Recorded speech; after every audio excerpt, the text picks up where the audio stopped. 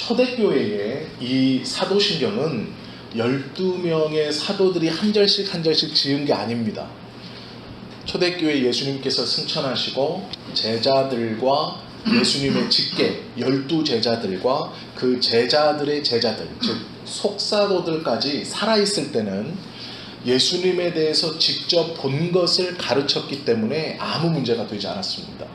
그리고 그때까지는, 즉 AD 33년에 승천하신 이후로 AD 100년까지 약 60년에서 70년까지는 예수님의 직계 제자들이 살아있었고 그 예수님에게 배우지는 않았지만 어린 시절 예수님을 멀리서나마 보았던 그 속사도들이 살아있었습니다. 그래서 AD 1세기에서 2세기 예수님이 승천하시고 70년까지는 모든 제자와 사도들과 성도들이 예수님께서 이제 곧 금방 오신다라고 생각했어요. 바로 오실 거다. 그렇게 생각했기 때문에 교회에서는요, 다시 오실 그 예수님을 빨리 맞아들이고 영접해야 됐기 때문에 다른 교육이 없었습니다. 그런데 문제는 예수님이 승천하시고 금방 오실 줄 알았는데 제자들, 12명의 제자들이 이 한 분 한 분씩 죽어가는 거예요. 그러면서 교회는 이게 무엇이냐? 우리가 예수님의 말씀을 오해하고 있거나 아니면 구원받은 백성이 너무 적기에 예수님이 오시지 않는 것이 아닌가라는 생각들을 하게 됩니다. 그리고 그 생각에 사도 바울이 이방인들에게 전도를 시작하면서 구원이 우리 이스라엘 백성들에게만 한정된 것이 아니라 이방인에게도 넓혀지는 구원의 은혜구나 라는 것을 알게 됐고, 설상가상 박해가 시작되면서 믿는 사람들이 지중해 전역으로 흩어지게 됩니다. 이 흩어졌을 때 교회들이 세워지게 되고 이 교회들에게서 교육을 하게 되었습니다. 그 교육의 내용이 사도신경입니다. 신앙 고백을 체계적으로 가르쳤죠. 그런데 어떤 지역에서는 예수님께서 장사되어 음부에 내려가셨다라고 가르쳤고, 어떤 교회에서는 이 본문을 가르치지 않았습니다. 그런데 이제 예수님께서 승천하시고 약 400년의 시간이 흘렀을 때, 5세기 때 어떤 일이 벌어지냐면 교회가 거대해지기 시작한 거예요. 더 이상 박해받는 교회로 머물러 있는 것이 아니라 이 교회의 영향력이 지중해 전역을 지배하기 시작합니다. 즉 모든 사람들이 이 예수에 대한 신앙을 고백하게 되고, 예전에는 몰래 모였던 교회들이 이제 한 500년 정도가 되면서부터는 여전히 좀 핍박은 받고 어려움은 있었지만 그 믿는 자의 수가 기하급수적으로 늘어납니다. 그래서 그 교회 대표들이 모여서 우리가 공인된 신앙 고백, 공인된 믿음의 가르침을 중구난방 가르치지 말고 하나로 통일시켜서 여기서 믿는 자나 저기서 믿는 자나 동일한 믿음으로 예수 그리스도를 알게 하자라고 해서 모였습니다. 요때 5세기에 모였을 때 결정한 본문에는 이 음부에 내려가사라는 것이 삽입되어 있습니다. 그래서 그것을 가르쳤는데, 요 음부에 내려가사라는 말이 어떻게 해석하느냐에 따라서 굉장히 큰 믿음의 오해를 불러일으키는 일이 벌어집니다. 특별히 1500년대에 개신교회라고 부르는 종교개혁이 일어나면서 구교와 신교가 나눠질 때 이 신교에서는 음부에 내려가사라는 것을 가르치지 않기 시작했습니다. 왜 그러냐면 구교, 카톨릭에서 이 음부에 내려가시는 것을 가지고 문제가 크게 일어났고, 그것을 가지고 성도들을 미혹하는 일이 벌어졌기 때문에 개신교회에서는 이것을 안 가르쳤습니다. 그래서 우리나라에서 성경을 번역하고 공인할 때 요 음부에 내려가셨다가 없는 겁니다. 어떤 본문에는 있고 어떤 본문에는 없고, 그러나 역사적으로 5세기에 공인된 믿음의 고백을 할 때는 삽입되어 있었지만 1500년대 16세기에 종교개혁이 일어나면서 다시 개신교회는 이 부분을 가르치지 않았다라는 것이 역사적 흐름입니다. 이해가 되셨죠? 복잡한 건 아닙니다. 그러면 음부에 내려가셨다가 지금 우리가 보는 성경에는 없지만 이것을 왜 배워야 하는가? 원래 5세기 때에 공인된 사도신경에는 이 본문이 있었기 때문에 우리가 알아야 됩니다. 그리고 이 음부에 내려가셨다라는 것을 정확히 알아야 조금 뒤에 말씀드린 잘못된 신앙과 구원관에 빠지지 않습니다. 이 문제가 굉장히 커서 음부에 내려가셨다라는 것을 고의적으로 뺀 겁니다. 그러니까 어떤 부작용 때문에 그랬느냐 우리가 좀 함께 보려고 합니다. 음부라는 것을 우리는 지옥이라고 알고 있습니다. 그죠? 지옥이라고 생각합니다. 그런데 음부는 헬라어로 하데스라고 표현합니다. 하데스. 이 말은 원래 무덤이라는 뜻입니다. 무덤. 사람이 죽어서 이제 영혼이 빠져나가 육신만 남았을 때, 싸늘한 온기 없는 시체가 되었을 때 땅을 파고 사람을 묻어놓죠. 이걸 무덤이라고 부르죠. 이 무덤을 가르치는 말이 하데스입니다. 그리고 요 하데스라는 말을 음부라고도 지칭합니다. 그래서 이 음부와 하데스, 무덤이라는 말은 동일한 말입니다. 그러면 지옥을 뭐라고 그러냐? 지옥은 원래 게헨나라고 부릅니다. 게헨나가 지옥입니다. 하데스가 지옥이 아니고 하데스는 무덤이고 게헨나라고 하는 이 발음하기도 좀 낯설고 어려운 이 단어가 성경에 나타나 있는 지옥입니다. 게헨나, 사단과 그의 수종드는 영들이 가 고통받고 있는 곳, 그곳은 게헨나입니다. 조금 어려워지긴 하는데 중요한 건 아니니까요. 쭉 흐름을 들으시면 흐름만 잡으시면 됩니다. 게헨나가 원래 지옥이라는 단어인데 성경에 보면 이 음부, 하데스, 무덤 이 뜻도 종종 지옥으로는 말로 병행해서 쓰기도 합니다. 그런데 원래 이름은 게헨나이다. 하데스라는 말도 가끔은 쓰지만 원래는 무덤이라는 뜻이다. 이렇게만 알고 계시면 됩니다. 부자와 나사로의 이야기를 우리는 압니다. 부자와 나사로 아시죠? 부자가 지옥에서 고통받고 있었죠. 그래서 아브라함 품에 있는 나사로를 알아보고 아브라함에게 말하죠. 아브라함이요, 나에게 서늘한 손끝으로 물 좀 찍어서 내 혀끝 좀 자극시켜 주십시오. 내가 너무 뜨겁습니다. 이렇게 말하죠. 그때의 요 부자가 들어가 있던 곳이 지옥입니다. 그 지옥을 하데스라고 썼어요. 즉 무덤이라고도 표기했습니다. 이해가 되셨죠? 자, 그럼 이렇게 쓰기도 한다. 그럼 무덤은 뭐 하는 곳인가? 하데스는 뭐 하는 곳인가? 해석이 좀 있는데요. 죽은 사람이 머무는 곳. 히브리어에서 무덤을 또 하나 상징하는 게 있습니다. 스올입니다. 많이 들어보셨죠? 스올. 스올이라는 말도 무덤입니다. 그러니까 하데스, 스올, 지옥은 게헨나 요겁니다. 즉 하데스는 무덤과 지옥이라는 개념으로 쓰이고 스올도 무덤이라고도 쓰이고 지옥이라는 말도 쓰이고 게헨나는 지옥이라는 말로만 쓰입니다. 요것만 아시면 헷갈리지 않아요. 예수님께서 우리가 들어보셨던 말씀 중에 내가 음부의 열쇠를 가졌다라는 말이 있어요. 내가 음부의 열쇠를 가졌다. 그리고 음부의 권세가 탐하지 못할 것이다. 즉 베드로가 신앙을 고백했을 때 예수님께서 복을 주시면서 너의 고백이 복되다.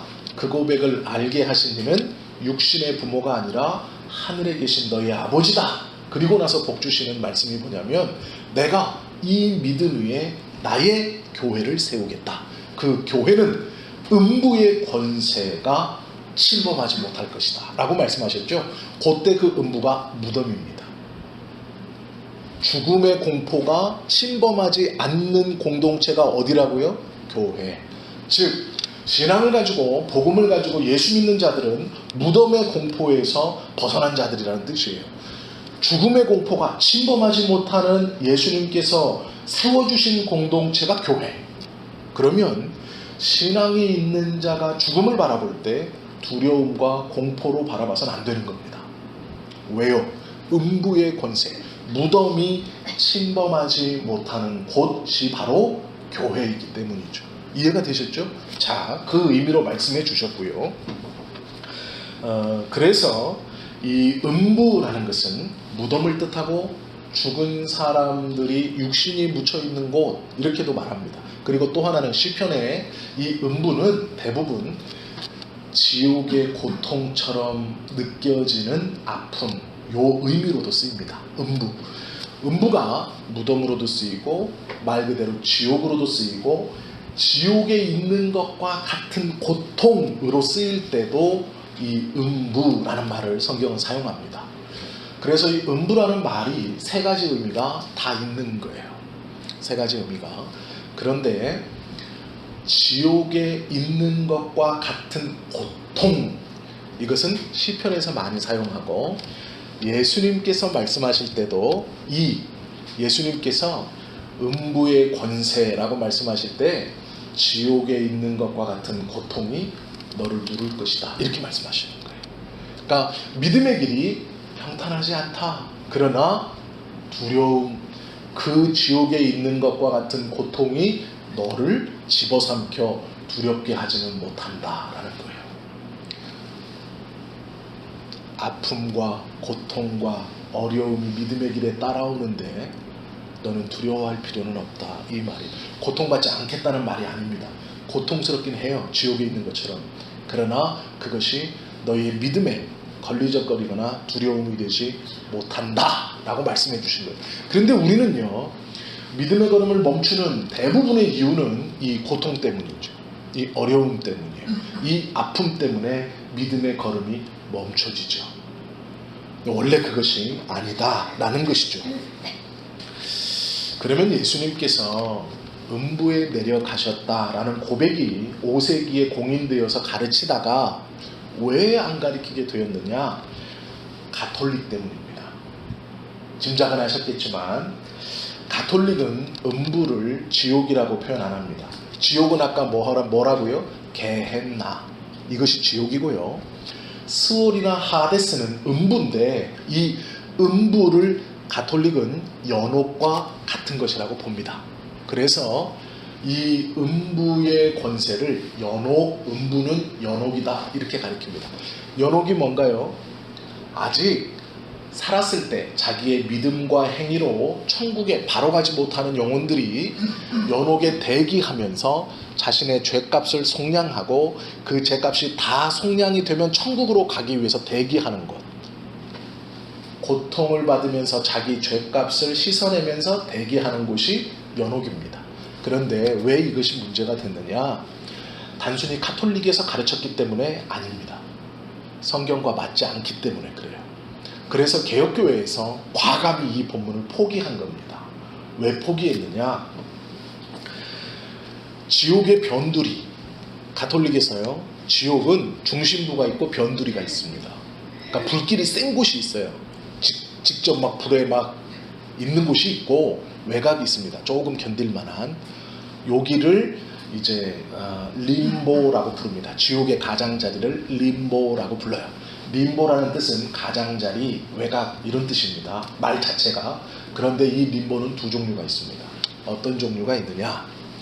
어린아이들이 태어나서 영세를 받지 못하고 죽으면 가는 유아 림보. 이해가 되셨죠? 예전에는 어린아이들이 어미 뱃속에서도 많이 죽었고 태어나자마자도 많이 죽었습니다. 의료도 그랬고 사람들의 영양 상태가 좋지 못했죠. 그래서 영세를 받지 못하고 죽은 어린아이들이 가 있는 곳이 유아 림보예요. 지옥의 가장자리. 어린아이들이 가 있는 지옥의 가장자리라는 뜻입니다. 그리고 예수님께서 이 땅에 오시기 전 구약의 성도들이 가 있는 곳이 선조 림보라고 가르칩니다. 즉 이렇게 설명하는 거예요. 이순신 장군이 천국 갔습니까? 지옥 갔습니까? 그러면 가톨릭 신부님들은 그 사람은 그 이순신 장군은 예수님 이 땅에 복음이 전해지기 전에 이 땅에 와서 살다가 죽었기 때문에 선조 림보 연옥에 가 있다 이렇게 말하는 거예요. 이해가 되시죠? 그리고 예수님이 십자가에서 돌아가셨을 때 그 지옥의 가장자리 림보에 가서 복음을 선언하고 그들을 구원하셨다 이렇게 가르칩니다. 이해가 되셨죠? 예. 유아림보와 선조림보가 있다고 가르칩니다. 그런데 성경에 부자와 나사로의 이 이야기를 가만히 보시면 이 유아림보와 선조림보가 얼마나 허무맹랑한가 성경에 전혀 나와 있지 않는 이야기예요. 아브라함이 예수님보다 후에 있었습니까? 먼저 있었습니까? 먼저 있었어요. 아브라함이 왜냐하면 예수님이 아브라함의 후손이잖아요. 자, 예수님이 이 땅에 오시지 않았죠. 그러면 이 사람들의 말로 설명대로라면 이 아브라함은 선조림보에 가 있어야 되죠. 예수님보다 먼저 왔기 때문에. 그죠? 그런데 아브라함은 지금 나사로와 함께 어디에 있어요? 천국에 있습니다. 그리고 예수님을 믿지 않았던 부자는 어디에 있습니까? 지옥에 있습니다. 요 이야기 하나만 봐도 예수님이 이 땅에 오시기 전 구약의 사람들과 예수님에게 복음을 듣지 못하고 죽었던 사람들이 선조림보에서 천국 가기 위해 대기하고 있다라는 말은 거짓말이라는 것을 알게 되죠. 아브라함은 지옥의 가장자리인 선조림보에서 예수님이 복음을 선포해 주시기를 기다리고 있는 것이 아닙니다. 그죠? 천국에 이미 하나님과 함께 있어요. 성경은 그렇게 이야기하고 있죠. 즉, 이 림보라는 사상이 왜 문제가 되느냐? 이 림보라는 사상을 가르치면서 돈을 걷었습니다. 너의 아이가 영세를 받지 못하고 죽지 않았느냐? 지금 유아림보에 있다. 그곳에서 천국 가기 위해서 지옥의 가장자리에서 고통받고 있다. 헌금을 얼른 해라. 이 증서를 사면 그리고 그 증서에 너의 아이의 이름을 쓰는 순간 그 아이가 유아림보에서 어디로 뛰어요? 천국으로 폴랑 뛰어 올라갑니다. 많은 부모들이 샀을까요? 안 샀을까요? 무조건 삽니다. 자, 선조림보에 누가 들어가나요? 할머니, 할아버지, 고조, 증조 다 들어갑니다. 돈 있는 대로 사라. 그들의 이름을 쓰는 순간 선조림보에 있던 영혼이 천국으로 뛴다라는 거예요. 그래서 그것을 가지고 엄청난 부를 축적하기 시작했고 가톨릭은 성경을 가르쳐주지 않았습니다. 가톨릭은요 성경을 일반 성도들한테 오픈한 것이 얼마 안 돼요. 1500년 종교개혁이 일어나기 전까지 신부들도 개인 성경을 갖고 있는 사람이 거의 없었습니다. 라틴어로만 설교했고 라틴어로만 기록해 놨기 때문에 일반 영미권, 영어를 사용하는 대부분의 신부들은 자신들이 성경을 해석할 수 없었습니다. 그래서 교황청에서 모든 주의 설교들을 한꺼번에 배포해 줍니다. 지금도 마찬가지예요. 가톨릭은 지금도 교황청에서 설교가 내려옵니다. 그러면 전 세계 교회가 그 교황청에서 내려온 본문 그 하나의 설교로 함께 예배드립니다. 이해가 되세요? 중세에서부터 초대에서부터 그것이 전통이다라고 가르치는 거예요. 왜? 성경은 사사로이 풀 수 없고 오직 교황이 하나님의 대리자로서 옳고 바르게 해석할 수 있기 때문에 그 교황의 해석과 설교가 있는 교황청에서 내려오는 본문으로만 강설을 할 수 있는 것, 이게 법입니다. 그래서 신부님들은 교황청에서 내려보낸 절기별로 짜여져 있는 설교를 쭉 한 다음에 짧으면 5분, 길면 15분 정도 강론 제일 말미에 자기의 개인적 생각을 덧붙일 수 있는 겁니다. 설교 성경 해석은요 가톨릭 로마 교황청에서 나와요. 그리고 적용 5분에서 15분만 자기의 성당이나 자기의 교구에 맞춰서 하는 것이 가능한 거예요. 이해가 되시죠? 이 림보 사상이 음부라는 것과 맞물려서 믿는 사람들의 고혈을 빨아먹고 잘못된 구원관과 잘못된 교회관과 잘못된 그리스도론을 야기시킨 것이죠. 구원은 믿음으로 말미암아 일어나는 것이지 어떤 증서에 돈을 내고 이름을 쓴다고 해서 지옥에 있던 영혼이 천국으로 뛰는 게 아닙니다.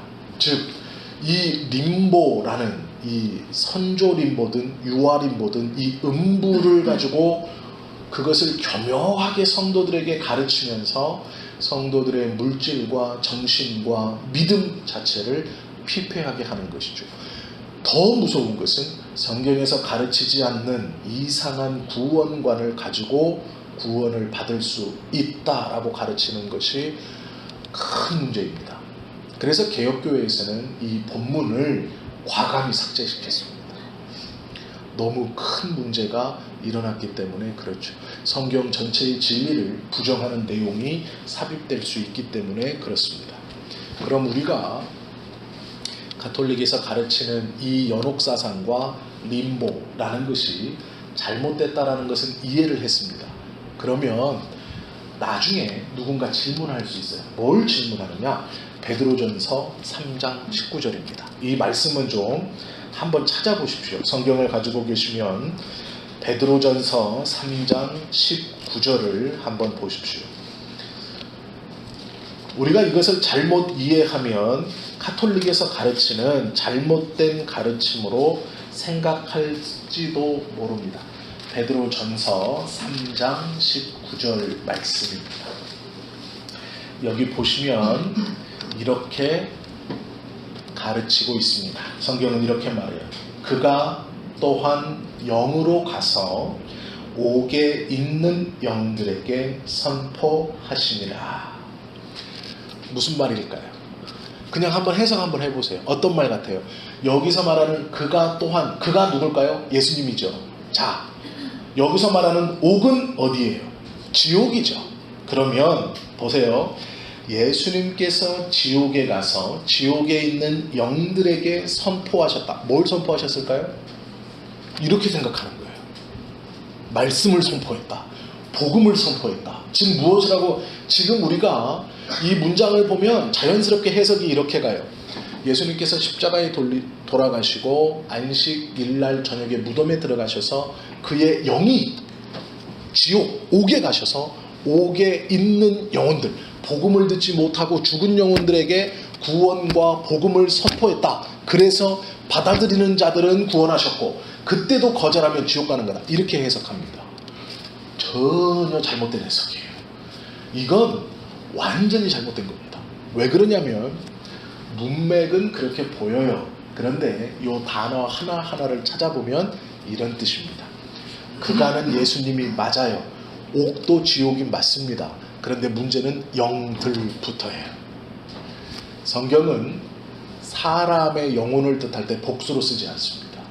즉 영들, 사람을 가리켜서 영이라고 하지 영들이라고 쓰지 않아요. 특별히 지옥에 있는 영들이라고 말할 때 그는 사단과 그의 하수인들을 뜻합니다. 영들이라는 단어는, 자 그러면 보세요. 지옥에 있는 영들은 자연스럽게 사단과 그의 하수인, 여기까지는 맞아요. 근데 문제는 선포입니다. 이 선포가 아주 오해하기 딱 좋은 말이에요. 원래 성경의 뜻은 이런 겁니다. 내가 지옥에 가셔서 그 위에서 이제 예수님이 선포하시는 거예요. 뭘 선포하시는 거냐? 이것이죠. 구원의 복음을 선포하는 것이 아니라 너희가 지금이라도 나를 믿고 나에 대한 믿음을 가지면 지옥에서 살아올 수 있다. 이게 아니고요. 이겁니다. 내가 이 땅에서 십자가에 달려 죽고 무덤에까지 내려가는 것으로 나의 백성들의 죄를 완전히 속량했고 나의 백성들은 더 이상 너희의 휘하, 즉 너희의 지옥에 있는 악한 영들의 영향권 아래에 있지 않다라는 선언이에요. 즉 구원의 복음을 그들에게 전한 것이 아니라 예수님께서 십자가의 사역의 완성을 선포하신 거예요. 지옥에다가. 이해되시죠? 즉 이 말은 지옥은 사단과 사단의 하수인인 영들 너희들이 들어가 있을 곳이고 나의 백성들과 나의 자녀들은 자유롭게 되었다라는 선언이에요. 즉 예수님의 십자가의 사건의 승리를 선포하셨다라는 뜻입니다. 그들에게 구원을 선포했다는 뜻이 아니에요. 지옥에 있는 영이 무슨 계기로 말미암아서 천국으로 온다는 것은 거짓말입니다. 성경은 절대로 그렇게 가르치지 않아요. 성경은 구원의 방법은 오로지 하나밖에 없습니다. 예수 그리스도를 믿는 믿음으로만입니다. 다른 어떠한 것도 하나님 앞에 나아가게 하는 담대함을 주지 못합니다.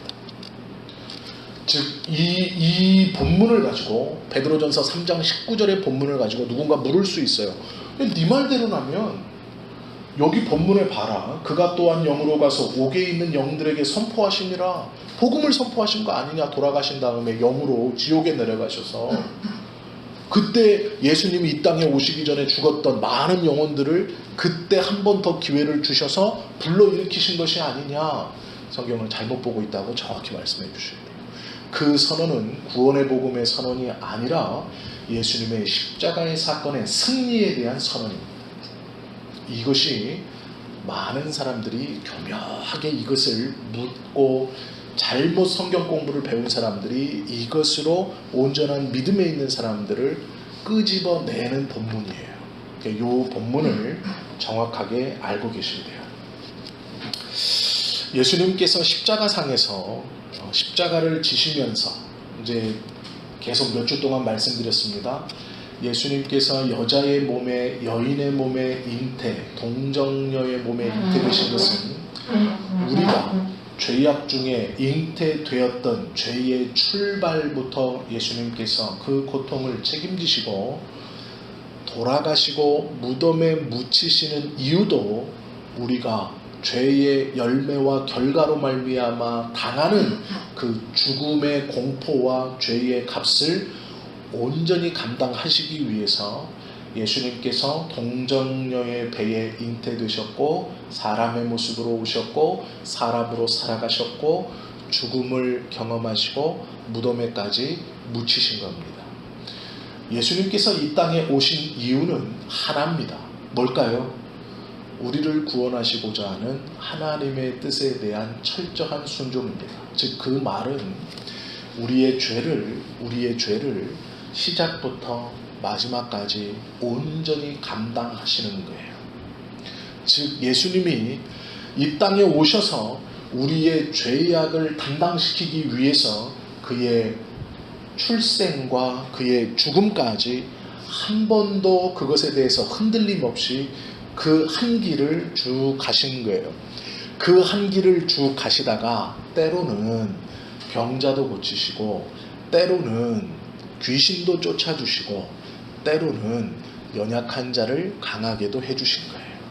즉 하나님의 백성들을 구원시키는 그 일을 하시다가 그 일을 더 잘하기 위해서 부수적인 일들로 병도 고쳐주시고 가난한 자도 돌아봐 주시고 귀신 들린 자도 고쳐주시는 거예요. 이해가 되시죠?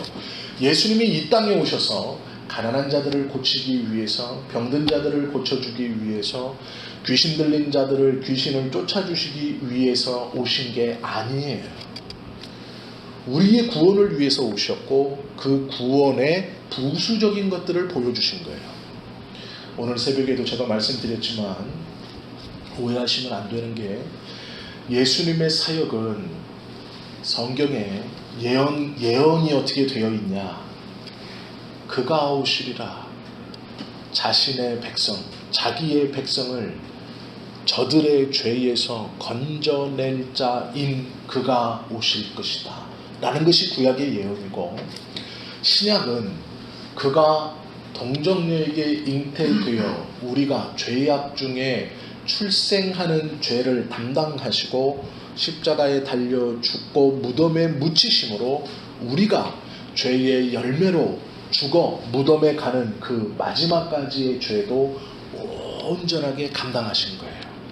그러면 이 예수님께서 이 사역을 다 마치시고 승천하시면서 보내주겠다 약속하셨고, 우리에게 지금 함께 계신다고 말씀하시는 보혜사 성령님은 어떤 일을 하시나요? 한 가지입니다. 예수님을 잘 믿게 하는 일을 하시는 거예요. 이해되시죠? 믿음을 올바른 방향으로 성장시켜 주시고 그 방향을 잡아주시는 것이 성령님의 사역입니다. 성령님은 절대로 우리의 병을 고쳐주시거나 부자 되게 해주거나 출세하게 해주시거나 내 자녀가 서울대 가게 해주시는 분이 아니에요. 그것은 예수님에 대한 바른 믿음으로 나아가는 일에 부수적인 일입니다. 이해가 되시죠? 예수님을 더 잘 믿고 하나님의 말씀에 대한 것을 더 잘 깨닫고 더 많은 사람들이 그리스도에게 돌아오도록 때로는 병든 자를 병을 고쳐주시는 능력을 보여주시기도 하고, 가난한 자를 부요하게도 만들어주시기도 하고, 귀신 들린 자를 고쳐주시기도 하는 거예요.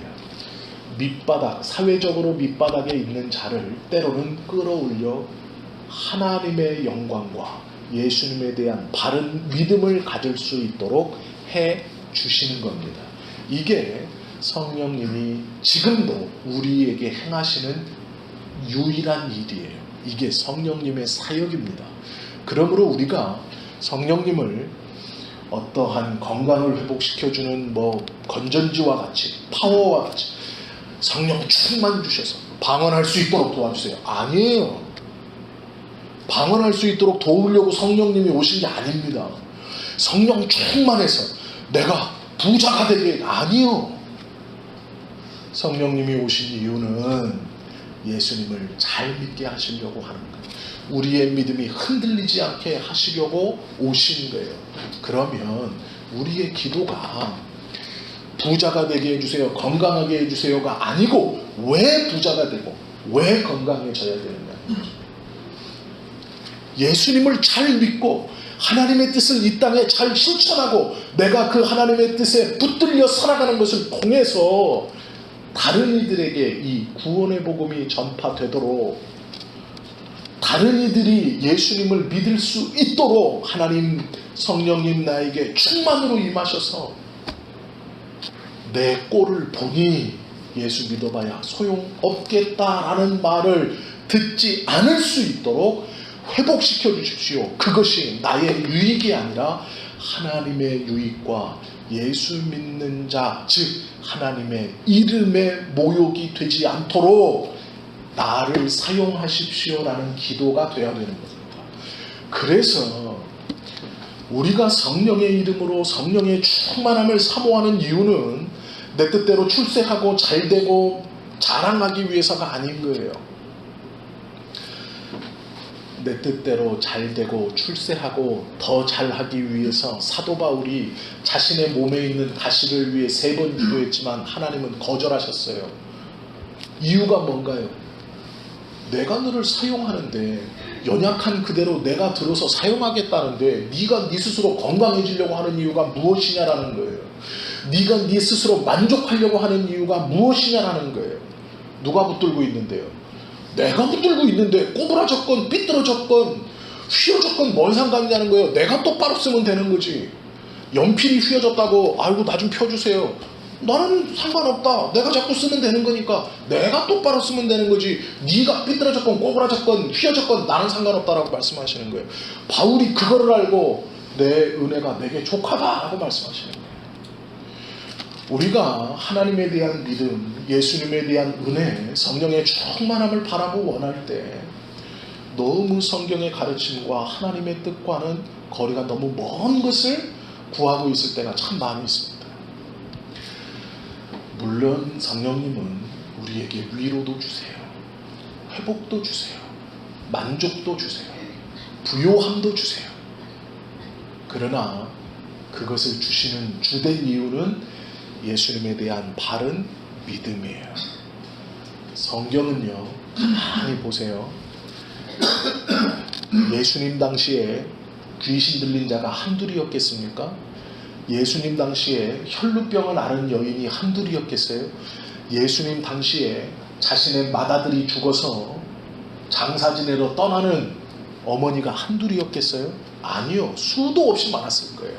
그런데 예수님이요, 내가 이 시간 모든 죽어있는 첫째 아들을 다 살려주마라고 말씀하지 않으세요?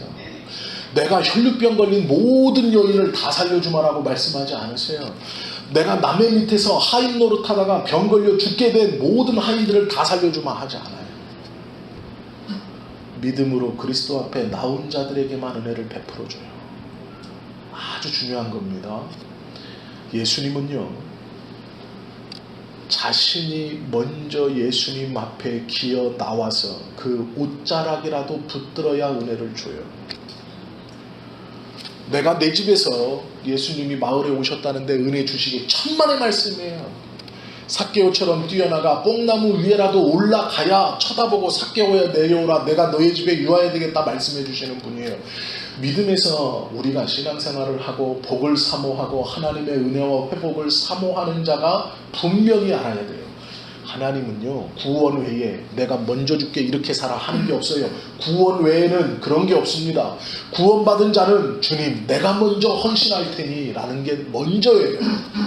나의 헌신이 먼저고 나의 기여감이 먼저고 내가 그분 앞에 나아감이 먼저고, 구원 외에 하나님께 받는 모든 것은 내가 먼저 주님 앞에 나아가는 자에게 하나님이 주시는 거예요. 그 당시에 귀신 들린 자가 한둘이 아닙니다. 장애를 가지고 있고 아픔을 겪고 연약하고 안목 보는 자, 귀머거리, 말 못하는 자가 한둘이 아니에요. 그런데 그들을 예수님이 다 고쳐주지 않아요. 어떻게 됐든 당신 앞에 나와야 돼요. 지붕을 뚫고 달아내리든 기어와서 몰래 옷자락을 붙들든 그 주인이 와서 내 하인을 고쳐주십시오라고 3일 길을 달려오든 내 오라비가 죽었으니 어떻게 합니까? 라고 울며 불며 매어 달리든 예수님 앞에 나와야 되는 거예요. 우리가 주님께 아무것도 하지 않고 하나님 나에게 이것을 해주시면 내가 이것을 해드리겠습니다, 내가 이렇게 살겠습니다, 천만의 말씀이에요. 성경은 그렇게 은혜 받은 사람이 없어요. 구원 외에는 하나님께서 그렇게 값없이 은혜를 주지 않아요. 그러면 우리가 그 은혜를 못 받아도 왜 기뻐하라고 말씀하냐면, 구원이 그 모든 것들보다 더 크고 더 귀하기 때문에 기뻐하고 감사하라고 말씀하시는 거예요. 구원을 만약에 기어나오는 사람에게만 주었다면, 구원을 그의 앞에 무엇인가 돌릴 수 있는 자들에게만 주었다면 우리 중에 구원받을 사람 아무도 없죠. 우리가 남들보다 뭐가 더 있었어요? 재산이 많아요? 아니요. 뭐가 있어서 하나님한테 드리고 구원을 사실 거예요? 구원 외에는, 그렇게 받은 구원은 값싼 구원이 아니고 우리가 도저히 살 수 없기 때문에 선물로 주신 거예요. 이것을 은혜라고 말합니다. 이 은혜를 믿고 받는 것을 믿음이라고 성경은 가르치고 있습니다. 믿음을 받은 후에 하나님께서 세상의 창조주이심을 알게 되고 하나님은 무소불위하시고 전지전능하시다는 걸 알게 되어, 그리고 자연스럽게 그 전지전능하시고 무소부재하신 그 하나님께 우리는 기도하게 되죠. 기도하면서 하나님 나에게 이것도 주십시오, 저것도 주십시오라고 기도하죠. 그런데 잘못됐어요. 구원을 받은 자는 하나님 앞에 먼저 내어놓을 때 하나님이 은혜를 주시는 거예요. 이것이 성경적입니다. 그렇기 때문에 무엇을 드리느냐는 성령께서 개인적으로 감동을 주시는 거니까 그거는 뭐라고 말할 수는 없어요. 개인마다 다 다릅니다. 그런데 하나님 앞에 드림이 있어야, 오해하지 마세요. 물질이 아니에요. 이게 꼭 물질만 말하는 게 아닙니다. 어떤 사람은 물질일 수 있고, 어떤 사람은 시간일 수 있고, 어떤 사람은 노력일 수 있고, 어떤 이에게는 기도하는 것일 수도 있어요. 그것은 성령께서 그 마음에 감동을 주시는 것이니까 다 다를 거예요. 그러나 구원을 받았으면 먼저 하나님 앞에 드려야 돼요. 구약에 보면 과부 하나가요, 자기 밀가루 쌀통을 박박 긁으니까 떡 한 덩이 딱 해먹을 가루만 나왔어요. 그래서 밖에 나가 나뭇가지를 줍습니다. 내가 이거 마지막으로 반죽을 해서 떡을 해먹고 내 새끼하고 죽어야 되겠다라는 마음으로 밖에 나가서 나뭇가지를 줍고 있어요. 선지자가 그 마을을 지나가다가 그 과부가 나뭇가지 줍는 걸 봐요. 저녁 하려고 그러네. 따라 들어갑니다. 그리고 뭐라 그래요? 배가 고프니 먹을 것을 내와라. 과부가 뭐라 그래요? 반죽할 것 빵 딱 하나 남을 그 가루밖에 없습니다. 내가 이거 만들어서 먹고 죽으려고 그래요. 지금 내 자식하고 요거 만들어 가지고 마지막으로 먹고 죽으려고 지금 그 나뭇가지 주워온 거예요. 우리 집 양식 없어요. 그랬는데 선지자가 뭐라 그래요? 갖고 와라 그래요. 그때 그 과부가 어떤 마음으로 그거를 만들었겠어요? 펑펑 울면서 만들었을 겁니다. 펑펑 울면서. 그 반죽 그릇에서 빵 하나 딱 만들고 새끼하고 먹고 죽으려고 했던 그 마음으로 그거를 나뭇가지를 줌도 비참함이지만 그 떡 한 조각도 선지자라는 사람이 가지고 와서 내놔라 그럴 때 그 마음이 어땠겠어요? 먹고 죽으려는 빵인데요. 달라는 거예요. 그런데 줘요. 그리고 성경은 분명히 기록하죠. 그 가뭄이 그 나라에서 떠나갈 때까지 그 가루통에서 가루가 마르지 않았다고 성경은 말씀하고 있어요. 절대 드리는 것이 쉽지 않습니다. 우리가 주님 앞에 드리는 헌신은 절대로 쉽지 않아요. 눈물로 드릴 수 없는 것은 또 헌신도 아니에요. 헌신은요, 눈물로 드리는 거예요. 그것이 꼭 물질이 아니에요. 우리가 예배하는 것도 그렇고요. 어떠한 환경에서도 내가 이를 악물고 은혜의 자리에, 기도의 자리에, 말씀의 자리에 나아오는 것, 그 마음의 각오와 눈물로 하나님께 드려야 은혜를 받을 만한 자격이 있는 거예요. 맨날 기도해도 왜 응답이 없을까요? 기도할 만할 때 기도하니까 응답이 없는 거예요. 더 잘할 수 있는데도 마지막까지 미뤘다가 그때 기도하니 그게 되겠어요? 다른 거 다 하고 일 다 마치고 내가 마무리 다 하고 예배 가야지. 뭐 늦으면 할 수 없고 무슨 은혜가 있겠습니까? 그러면서 기도는 잘하죠. 하나님 은혜 달라고. 그 마음과 그 애씀은 개인적으로는 동정이 가고 이해가 가나 성경은 그렇게 가르치고 성경은 그렇게 말씀하지 않아요. 우리가 주님 앞에 은혜를 받는 이유는, 은혜를 사모할 수 있는 이유는 구원을 공짜로 주셨기 때문에 그 나머지도 공짜로 주실 수 있는 분이기 때문에 기도하는 것 뿐이에요. 안 주셔도 할 말이 없어요. 우리가 하나님께 매어 달릴 수 있는 이유는요, 값으로 매길 수 없는 구원을 주신 분이 이것도 주실 수 있기 때문에 하는 거예요. 그 은혜를 바라보고 당연히 주시는 게 아니에요. 내가 설사 눈물로 빵을 해서 드렸더라도 안 주면 끝이에요. 하나님께서 너는 됐다 하시면 끝나는 겁니다. 우리는. 그러나 우리가 소망함은 값으로 살 수 없는 구원도 허락하신 하나님께서 그것보다 비교할 수 없는 정말 질이 낮은 우리가 이 땅을 살아가면서 필요한 것도 주시지 않겠느냐라는 믿음으로 하는 거예요. 그리고 더 놀라운 것은 예수님께서 친히 하늘에 계신 너희 아버지께서 주실 것이다 약속하셨기 때문이에요. 그것을 믿고 기도하는 거죠. 우리가 무엇을 먼저 드리고 하나님 앞에 구하는 것이 순서이지만 주시지 않아도 사실 할 말은 없어요. 우리가 받은 구원과 그리스도가 이 땅에 오셔서 동정녀의 배에서 잉태하시고 출생하시고 사람과 동일하게 살아가시고 십자가에서 돌아가시고 무덤에 묻히심은 우리가 감당하거나 값으로 매길 수 없는 구원 때문입니다. 그리스도에 대한 믿음과 복음 그리고 은혜, 우리가 하나님께 무엇인가를 기도하는 것은 철저하게 성경적이어야 돼요. 성경의 말씀을 제대로 알아야 응답을 받을 수 있고 구원의 믿음이 흔들리지 않는 거예요.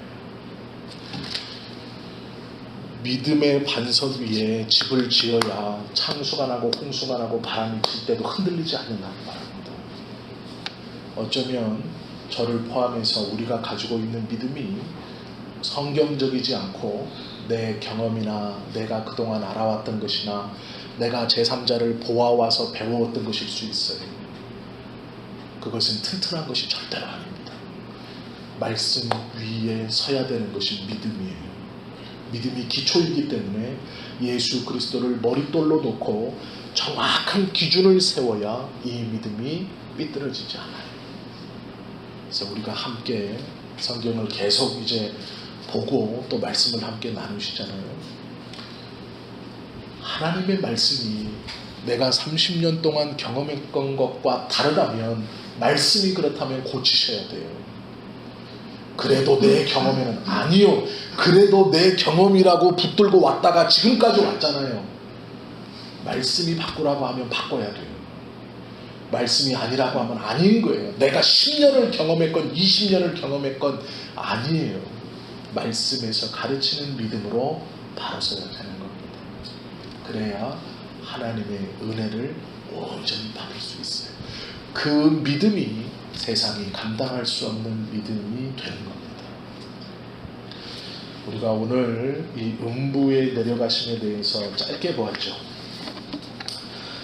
주님께서 음부에 내려가셨다는 것이 얼마나 큰 위로요 우리에게 감사인지 모릅니다. 우리의 죄를 완전히 감당하시기 위해서 출생에서부터 죽음까지 우리 예수님이 이 땅에 오셔서 사시는 하루하루가 우리가 죄를 지며 살아가는 그 하루하루의 죄를 속량하시기 위해서 그 하루하루의 삶, 예수님은요 지옥의 고통 속에 하루하루를 사신 거예요. 모든 사람의 죄를 담당하시며 살아가시는 하루하루이기에 예수님의 하루하루는 지옥에 들어가 있는 것과 같은 고통의 하루하루예요. 우리가 그렇게 받은 복음을 너무 쉽게 생각하시면 안 돼요. 그렇게 받은 신앙을 너무 쉽게 생각하시면 안 돼요. 그렇게 얻은 믿음이 아무 값어치와 능력이 없다고 생각하시면 안 돼요. 그 예수님의 놀라운 하루하루가 모여서 우리의 구원을 완성해 주시는 이것이 예수님께서 우리에게 보여주신 사랑이라고 말하는 거죠. 우리가 그것을 철저하게 묵상하고 깨달을 때 우리 안에서 진정한 구원의 기쁨이 일어나는 것이죠. 그래서 감사할 수 있는 겁니다.